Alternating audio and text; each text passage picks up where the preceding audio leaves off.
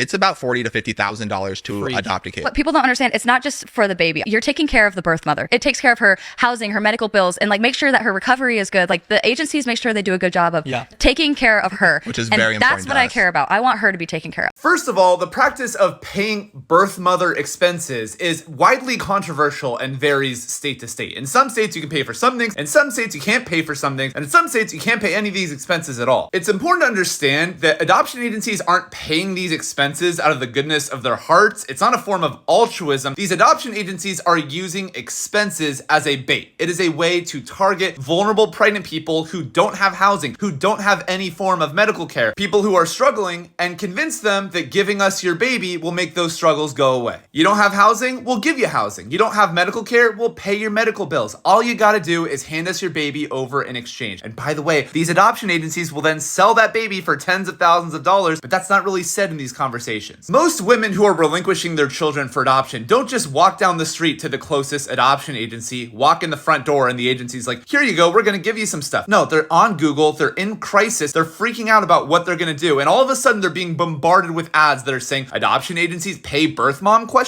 Adoption compensation, all expenses paid, all utilities paid, money for adoption, safe housing while pregnant, cash support. And in the moment, this is a no-brainer option. If you're pregnant, you're living on the streets, and you're like, what am I gonna do? And some adoption agency swoops in, offers to fly you to Utah, pay for your housing for the next however many months, and pay for all your medical bills. Like, who's turning that offer down? But then your baby is born. You're in a hospital in a state that is not close to any of your friends or your family. You're all alone, except you're not alone, because in the hospital room with you are two people who are eager to take your child out of your arms. These people are desperate. They want your child so badly. They've paid for all of your hospital bills. They've paid for your housing. They've paid for your food. They've paid for everything. And by the way, that everything includes the ad that you saw that got you to even consider this decision in the first place. Before you can spend a single minute thinking about what it would look like if you chose to parent your own child, a social worker is in front of you with adoption papers. Everyone in this room is anxious for you to sign these adoption papers, but to you, these papers represent more than adoption, because if you sign the contract, you get a free flight home, and if you don't sign the adoption papers, you take a Greyhound bus for hours and hours and hours back to wherever you came from with a crying baby in your lap. You don't have the luxury of thinking about what life might look like in 5 days, 2 months, a year, 5 years, 10 years, 20 years. You're just thinking about how you're gonna get home. Adoption agencies are master manipulators. They have pulled the wool over their customers' eyes. They have convinced people that this is a form of support, not a massively obvious form of exploitation and coercion.